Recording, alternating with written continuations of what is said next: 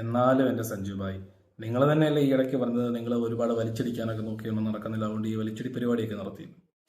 ആദ്യത്തെ മത്സരത്തിൽ നിങ്ങൾ ഓവർകാസ്റ്റിംഗ് കണ്ടീഷൻ ആയിരുന്നു, പിച്ച് ഫാസ്റ്റ് ബോളേഴ്സിന് അനുകൂലമായിരുന്നു, ഇല്ലാത്തൊരു ഷോട്ടുകൾ ചവിട്ടായി. ഇന്നലെയാണ് സേവിയർ ബാർലറ്റ് ബിഗ് ബാഷിലെ നല്ല ഓസ്ട്രേലിയയുടെ ന്യൂ ജനറേഷൻ ബോളേഴ്സിൽ എടുത്ത് കഴിഞ്ഞാൽ ഏറ്റവും മികച്ചൊരു ബോളർ. അദ്ദേഹം ബോൾ 1 തൊട്ട് സ്വിംഗ് ചെയ്യിപ്പിക്കുക.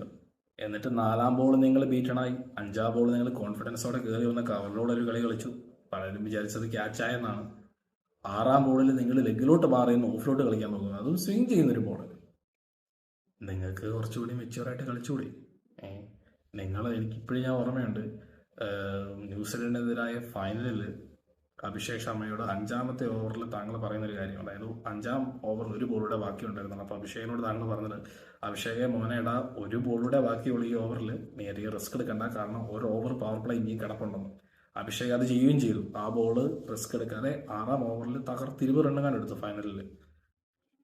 ഇന്നലെ ആണെങ്കിൽ 2-ാം ഓവറിന്റെ ലാസ്റ്റ് ബോളിൽ ആ ബോൾ തട്ടിയിട്ടാൽ പോലായിരുന്നു. ഓൾറെഡി ഒരു 4 കിട്ടിയതല്ലേ, 4 ഓവർ പവർ പ്ലേ ബാക്കി കിടപ്പണം. അപ്പോൾ നിങ്ങൾ തന്നെ ഇത്ര ഉപദേശിക്കാൻ അറിയാഞ്ഞിട്ട് നിങ്ങൾ തന്നെ ഇതൊക്കെ കാണിക്കാൻ പറയുന്നത്, നിങ്ങൾക്ക് സീരിയസ്നെസ് ഇല്ലാതെ കളിക്കുന്നതാണോ എന്താണെന്നറിയില്ല. കാരണം CSKക്ക് നിങ്ങളുടെ പ്ലെയറും നിങ്ങളുടെ ഇന്നിങ്സും വളരെ ഇമ്പോർട്ടൻ്റ് ആണ്. എസ്പെഷ്യലി ബ്രേവ്സ് കളിക്കുന്നില്ല, ആദ്യത്തെ കളി തോറ്റിരിക്കുകയാണ്. അപ്പം 2 കളി അടുപ്പിച്ച് തോറ്റപ്പോൾ ഇപ്പം CSK ഭയങ്കര സമ്മർദ്ദത്തിലായിരിക്കുവാണ്.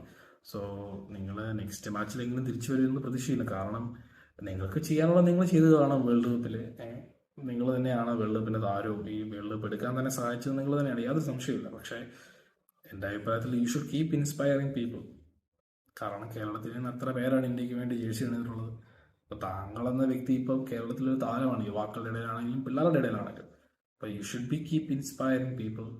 അപ്പം താങ്കളുടെ ഈ ഫോം വെറുതെ നഷ്ടപ്പെടുത്തി കളയരുത്. അതൊക്കെയാണ് നമ്മൊരു സ്നേഹം എന്ന നമ്മുടെ ഒരു അഭിപ്രായം. താങ്കളെ 2027 വേൾഡ് കപ്പ് സ്ക്വാഡിലെങ്കിലും കാണാൻ ഞങ്ങൾക്ക് ആഗ്രഹമുണ്ട്. കളിച്ചില്ലെങ്കിൽ കൂടി ആ സ്ക്വാഡിലെങ്കിലും കയറി പറ്റുക എന്ന് വലിയ കാര്യമാണ്.